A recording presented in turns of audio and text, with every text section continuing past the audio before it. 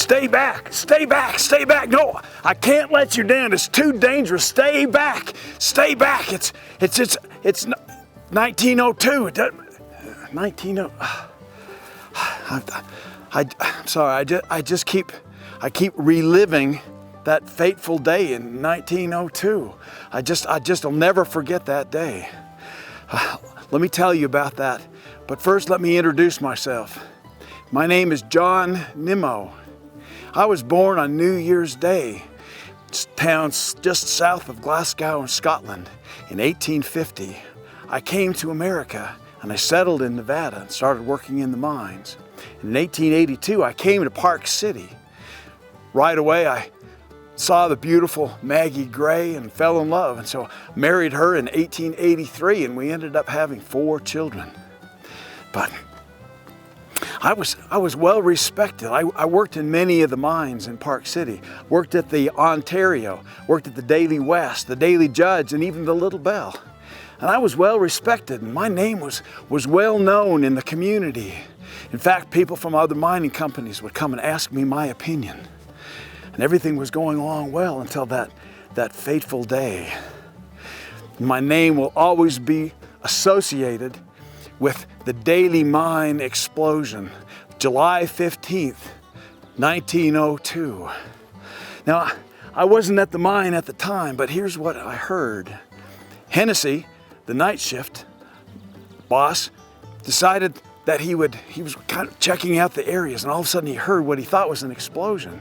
He checked with the lift operator, and the lift operator felt a vibration. So Hennessy decided he'd take a couple of miners and go down and check it out. So he went down and just to see what was going on, and made it down to the 1,200-foot level. He was calling out, but he didn't see that anything was the matter. So he thought he'd go down 200 more feet, and he dropped down, and all of a sudden, one of the miners started gasping and passed out right in the cage. Well, they took him right to the surface to see to him and make sure that he was okay.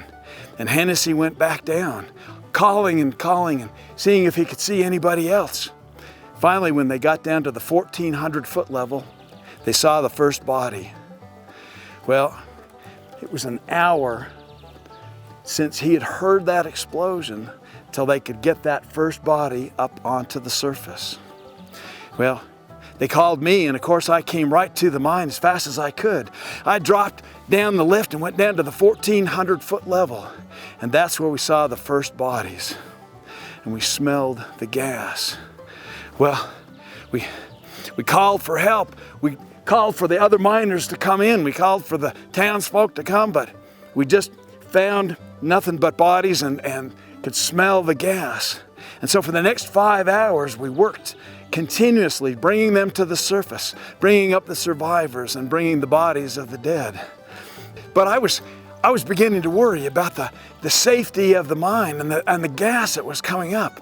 When I came to the surface, there was a group of just a crowd that were all gathered around, and they started to kind of come toward me, and I said, no, you cannot come down.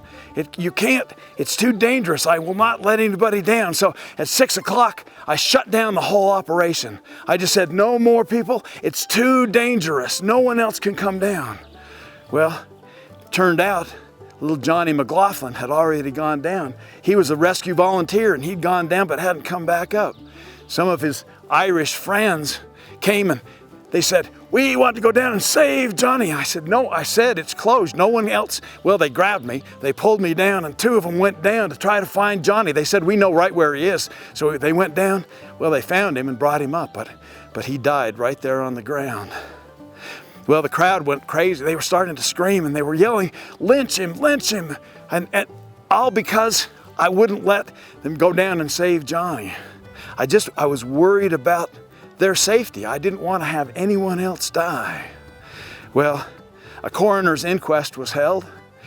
Turned out that one of the miners had thrown a match into the powder magazine that was stored at the 1,200-foot level. That had caused the major explosion, and it had ruptured and allowed deadly gas in the mine. The only good thing that happened was the Utah legislator passed a law saying that you could not store explosives underground anymore. Well, I'll never forget that day. I lost 34 good men, 26 miners, and 8 volunteers all perished. 2 of them were killed in the explosion, and the rest were just overcome by that poisonous gas. Well, I developed miner's consumption, you know it as black lung, and I died 9 years later in 1911. But I just will never forget that day. But being a good Mason, they gave me a funeral at the Masonic Lodge, and they buried me here in the Glenwood Cemetery, not too far from where little Johnny McLaughlin is buried today.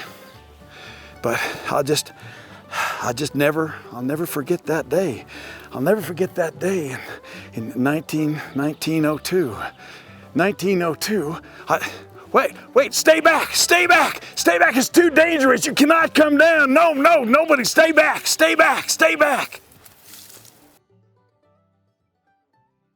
Glenwood Cemetery is in desperate need of restoration of these fragile headstones and the cemetery grounds in which they rest. Please join Park City Museum's efforts to preserve these beautiful pieces of art while protecting and promoting our historical legacy.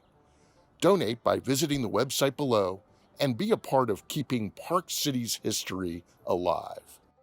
Thank you.